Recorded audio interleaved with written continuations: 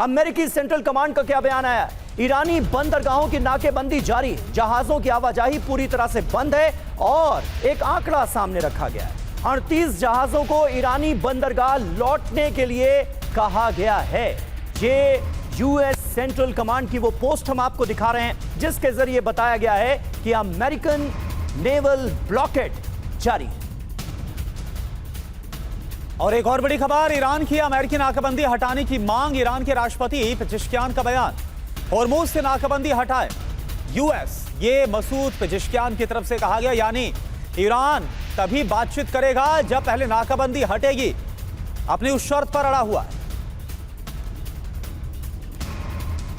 और ईरान पर फिर हमला कर सकता है अमेरिका। ईरानी सांसद अली खज़ेरियन की चेतावनी, किसी भी वक्त ट्रंप युद्ध शुरू कर सकते हैं। मिडिल ईस्ट में लगातार सेना की तैनाती कर रहा है अमेरिका।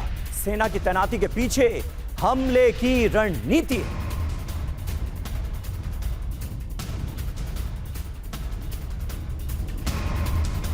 तो देखिए, एक तरफ बातचीत की बात कही जा रही है और अमेरिका की तरफ से यह कहा गया है कि अब फोन पर वार्ता होगी और ईरान अगर बात करना चाहे तो कभी भी फोन कर सकता है। और दूसरी तरफ बड़े पैमाने पर हमले की तैयारियां हो रही हैं। ये तीन बड़ी खबरें आपके सामने हैं। जहाजों की आवाजाही पूरी तरह से बंद है अमेरिकन नेवल ब्लॉकेड की वजह से, और ईरान ने अमेरिकी नाकेबंदी को हटाने की मांग की है। तैयारियां ऐसी हैं मानो कभी भी युद्ध शुरू कर देगा अमेरिका।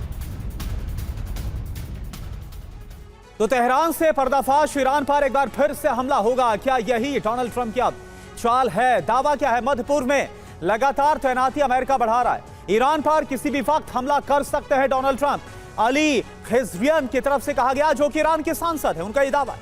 मध्य पूर्व में अमेरिकी तैनाती आप देखिए कहां पर। ओमान की खाड़ी, जहां पर यूएसएस अब्राहम लिंकन को तैनात किया गया। लाल सागर में यूएसएस जेराल्ड फोर्ड को तैनात किया गया। अरब सागर में यूएसएस जॉर्ज बुश की तैनाती की गई। एक साथ एयरक्राफ्ट कैरियर्स की तैनाती। 23 साल के बाद अरब में इतनी बड़ी तैनाती है। इराक युद्ध में 5 एयरक्राफ्ट कैरियर का इस्तेमाल किया गया था। उस दौरान 15,000 से ज्यादा मरीन, 200 से ज्यादा एयरक्राफ्ट, 40 से ज्यादा जो हेलीकॉप्टर है वो तैनात किए गए हैं। Naval captain Shyam Kumar sir, साल 2003 के बाद यह सबसे बड़ी तैनाती है जो कि मिडिल ईस्ट में अमेरिका की तरफ से की गई है।